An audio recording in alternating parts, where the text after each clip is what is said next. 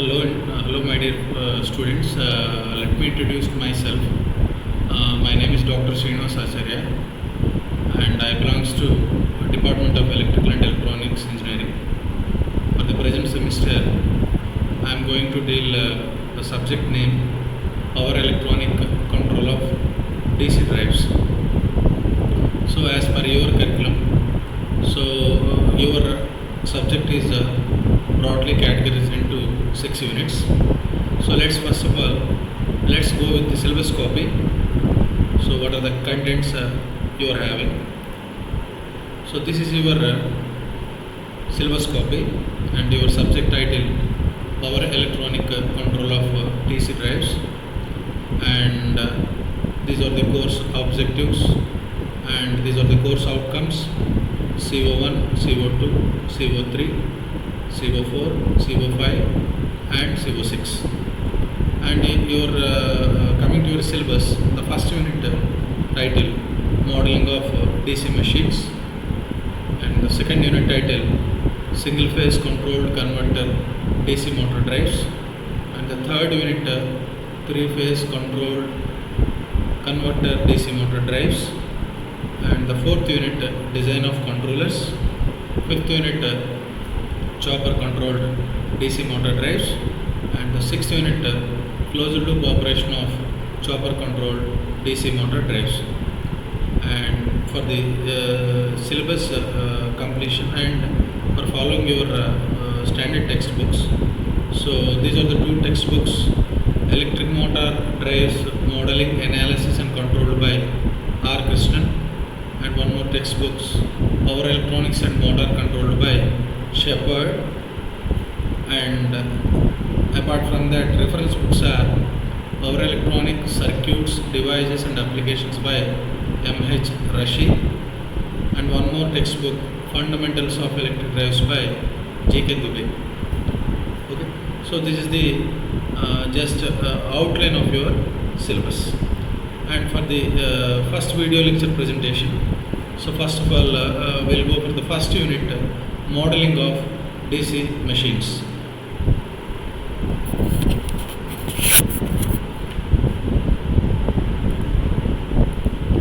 So this is the first unit, Modeling of DC Machines. So in this unit, so what are the inside contents are there? So for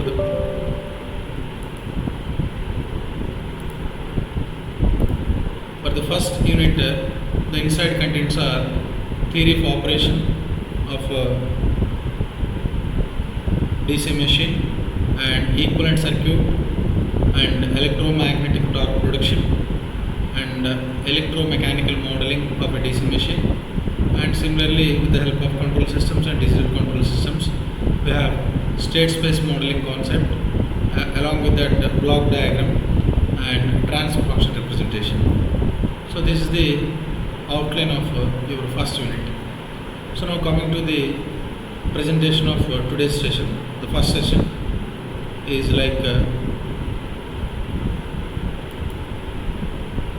this one, and this is the schematic diagram representation of a DC machine. So let's have some introduction portion about a DC machine. So normally all direct current DC machines have been in service for more than a century.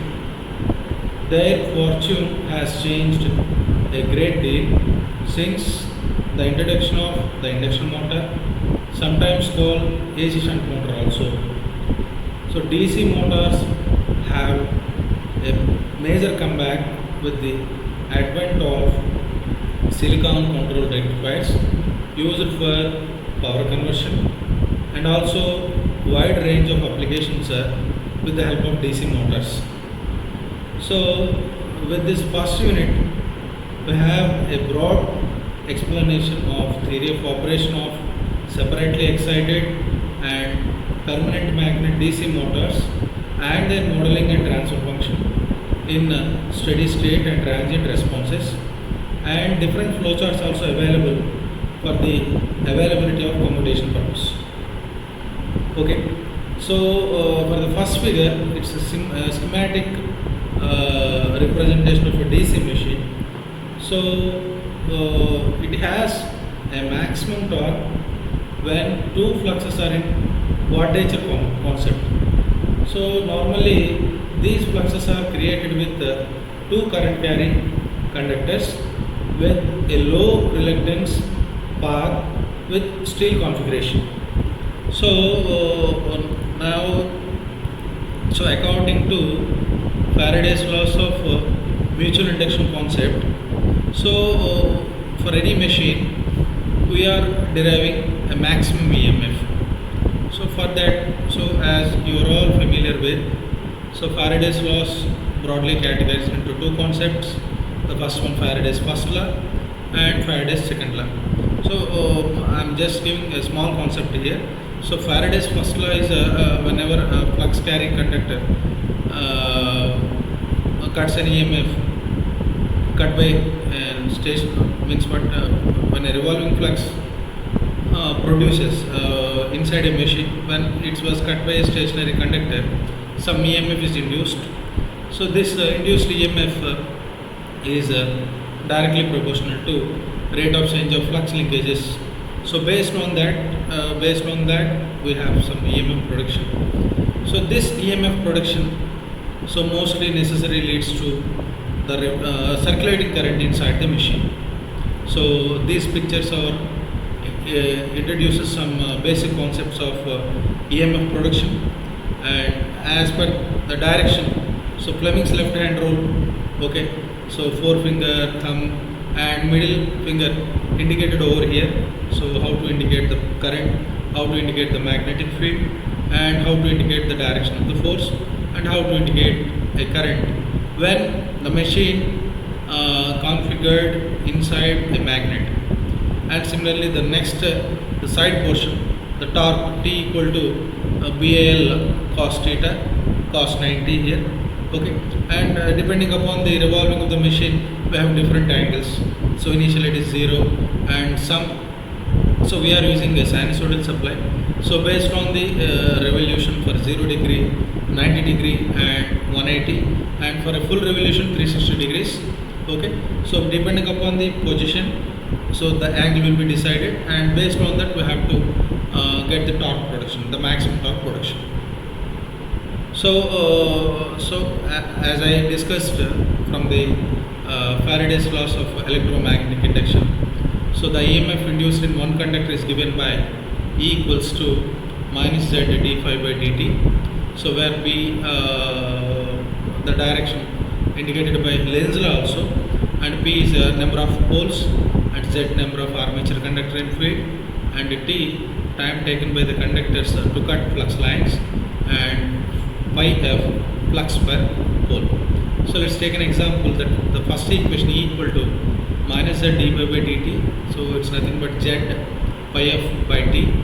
From let's take it as the first equation, and with the above equation we have we know the torque, the time for production D equal to 60 by Nr, where Nr is a speed in RPM, revolutions per minute, and the generalized equation for EMF E equals to total flux by total time. So E equals to pi f P by T, and by substituting the second equation in the one, so T equals to 60 by Nr, so finally we get pi f Z Nr P by 60.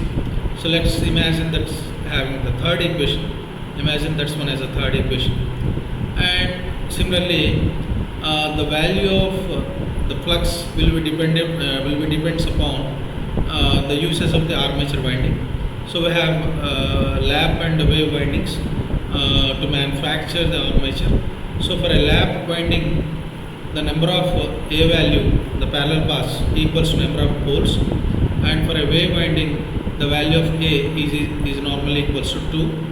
If the substituting the value either A equals to 2 or A equals to P, so we can rewrite that equation 4 can be as E equals to K pi f omega m by considering some constants where omega equals to 2 pi nr by 60 and K equals to P by A into Z into 1 by 2 pi. So let's take it as a fifth equation.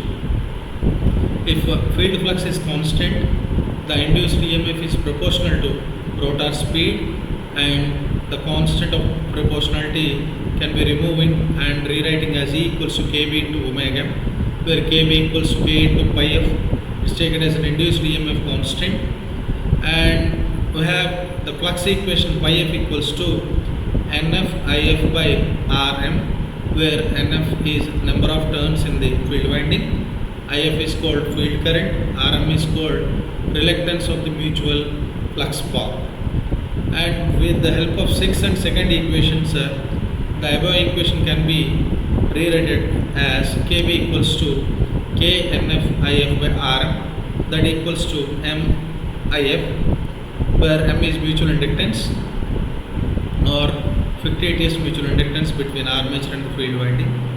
And by solving that above equation, we get M equals to Knf by Rm, and by substituting the above constants, we can be get it as P by pi into Z by 2a into Nf by Rm. From the equations 8 and 6, the induced EMF is obtained as E equals to MIF into omega n. This can be considered as equation 10. Okay, so this is the first concept for the theory of operation. E equals to the EMF, the voltage, the EMF voltage or EMF or voltage, the final voltage, we are getting MIF into omega n. So this is the first concept for the first unit. And for the second concept in the first unit, equivalent circuit and electromagnetic torque produced by a DC machine. So let's look at the figure. This is the equivalent circuit of a DC motor, and where omega m is the rotational speed produced by the motor, Te air gap torque. And here what we are having, we are connecting or we are taking as a load, RL load with means what one load is connected across the machine, and that the output voltage can be considered as V. And after the machine is switching on for some time, we get revolving flux, and parallelly we get some EMF production inside the machine as per the Faraday's law. So with the help of those equations, we have Ra equal to, so the notations, we have a derivation for this concept. So for deriving this concept, we are considering some notations. So those notations is nothing but we are taking it as Ra, resistance of armature winding, La, self-inductance of armature winding, E is induced, EMF induced inside the machine, and omega m is rotational speed, Te air gap torque. So if suppose we are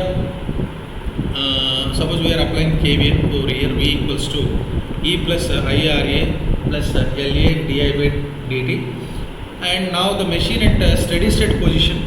So if the machine is steady state position, the differential component di by dt gets 0, and similarly IA, it's a constant value because the motor runs at a constant speed. And by continuing our derivation, we get, by substituting the values of di by dt is 0, so the LA di by dt component becomes 0 in the equation 1. So finally we get V equals to E plus IRA, and we have power balance equation. So V into IA, that equals to E into IA plus RA into IA square, where RA into IA square is armature copper losses, VA total input power. Similarly, EIA is called effective power transformed from electrical to mechanical form, and this EIA component, EIA drop, is also called air gap power. And this air gap power can also be expressed in terms of torque and speed as PA equals to omega f Te, it's called E into IA, and similarly Te, EIA omega m, EIA by omega m, and we know that E equals to Kb into omega m. By substituting this, we get finally the electromagnetic torque T equals to Kb into Ia. Okay, and this is for the electromagnetic torque production, T equals to the final expression for the torque production, T equals to Kb into Ia. It's called torque constant or EMF constant. Now going for the next concept, mechanical modeling of a machine. So as using the previous diagram, equivalent circuit of DC motor. So we are using the same diagram for the expression. For deriving this concept, we are considering again some notations. So for those notations are, if J equals to, let's take it as J equals to as a moment of inertia of load, and the units for this is moment of inertia kg meter square per second square, and BL is called viscous friction coefficient, and it's measured in Newton meter per radians per second, and TA acceleration torque, TL load torque, and TE electromagnetic torque produced by the machine. So here TA, it's an accelerating torque that drives through the load, and finally it's given by TA equals to TE minus TL, and we have the expression electromagnetic torque is called J dWm by dt plus BL into omega m. Again we have applied some KVL. V equals to E plus IRA plus LA di by dt. From equation 1 and 2, by solving that above equation 1 and 2, we get E equals to Kb omega m and T equals to Kb into Ia. Okay. From the first portion, I conclude here. We have started the second lecture for the video 2. It's video 2, lecture 2, in the next class. So thank you, one and all.